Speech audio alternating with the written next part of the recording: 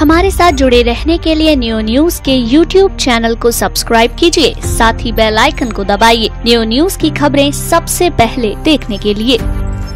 यूं तो ब्रज मंडल में प्रत्येक मंदिर का अपना एक विशेष महत्व है, लेकिन सावन के सोमवार में यह प्रमुख शिव मंदिरों का वर्णन करना जरूरी हो जाता है।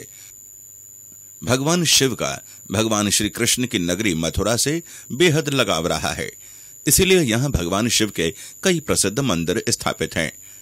हम यहाँ सर्वप्रथम बात करने जा रहे हैं भूतेश्वर मंदिर की। यूं तो मथुरा मंडल के रक्षक के रूप में चारों दिशाओं में 4 क्षेत्रपाल शिवलिंग के रूप में विराजते हैं। यदि हम भूतेश्वर महादेव की बात करें तो भूतेश्वर पश्चिमी दिशा में विराजते हैं। भूतेश्वर मंदिर के उल्लेख के बारे में बात करें तो ब्रजमंडल में श्री ब्रजनाभ जिन प्रधान 4 महादेवों की स्थापना कराई गई थी, उनमें से तत्कालीन मथुरापुरी के पश्चिम दिशा में क्षेत्रपाल भूतेश्वर मंदिर आज स्थापित हैं, जिनकी पूजा लाखों श्रद्धालुओं द्वारा आज भी की जाती है। बताया जाता है कि चतुर्दशी को विधि पूर्वक धनुष यज्ञ कंस ने आरंभ किया था। ये एक प्रमाण के तौर पर माना जाता है कि कंस भी भगवान भूतेश्वर का भक्त था।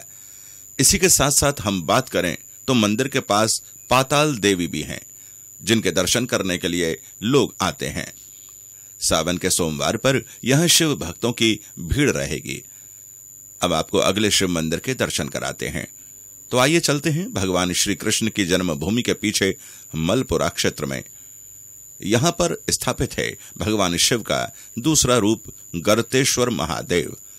इन्हें पूर्वी सीमा का क्षेत्रपाल माना जाता है और ब्रज भाषा में इन्हें गलतेश्वर महादेव भी कहा जाता है। भगवान शिव का यह अनोखा मंदिर अपने आप में विशेष ख्याति प्राप्त है।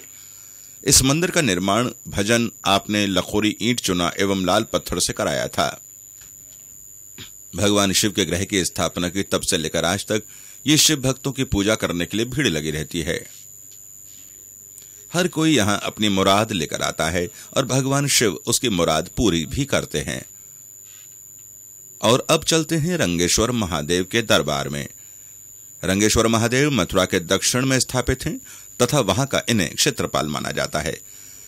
रंगेश्वर महादेव के बारे में बताया जाता है कि कंस ने श्री कृष्ण और बलदेव को मारने के लिए षड्यंत्र रचा था और इस तीर्थ स्थान पर एक रंगशाला का निर्माण करवाया और अक्रूर के द्वारा चलकर भगवान श्री कृष्ण को और बलदेव को गोकुल से बुलवाया और यह कूट रचित योजना के तहत मल्लों से भगवान श्री कृष्ण को लड़वाया गया। लेकिन भगवान श्री कृष्ण ने सभी मल्ल और राक्षसों को यहां परास्त कर दिया। इसके साथ साथ रंगशाला में जितने भी सैनिक थे उनको भी भगवान श्री कृष्ण ने धराशायी कर दिया और जब युद्ध हुआ तो भगवान श्री कृष्ण ने कंस को भी मार दिया। इस युद्ध को देखकर कंस भी अभिभूत हो गए, तभी से इस स्थान का नाम रंगेश्वर महादेव पड़ गया। और आइए अब आपको लिए चलते हैं आपके मथुरा के चौथे कोतवाल कमलेश्वर महादेव जी के मंदिर पर। यह मंदिर भी कृष्ण काल में स्थापित हुआ था। इस मंदिर में विराजमान भगवान शिव की मूर्ति साक्षात महाकाल का रूप बताई जाती है। यह मंदिर एक तीली पर बना है, जिसे गोकर्णेश्वर अथवा कैलाश भी कहते हैं। बताया जाता है कि गौतमेश्वर महादेव जी का जो व्यक्ति लगातार 40 दिन भगवान शिव का स्रोत पाठ और गन्ने के रस से अभिषेक करता है, बीमारियां उसके पास नहीं आती। यानी यह भगवान शिव का मंदिर बीमारियों को दूर करता है। धन लक्ष्मी हमेशा उसके पास रहती है और व्यापारिक बाधाओं को दूर करती है। इस मंदिर के साथ एक पौराणिक कथा और जुड़ी हुई है। गोकर्ण नाम का अर्थ है कि गाय के काम से लिया गया जन्म, इसलिए इसे गौ कालेश्वर महादेव भी कहा जाता है। ऐसी भी मान्यता है कि जिस किसी के संतान नहीं होती, यदि वो 16 सोमवार तक गोकर्ण महादेव की पूजा और व्रत करे तो उसे निश्चय ही संतान प्राप्त होती है। सावन के सोमवार के दिनों में यहां भक्तों की भीड़ लगी रहती है।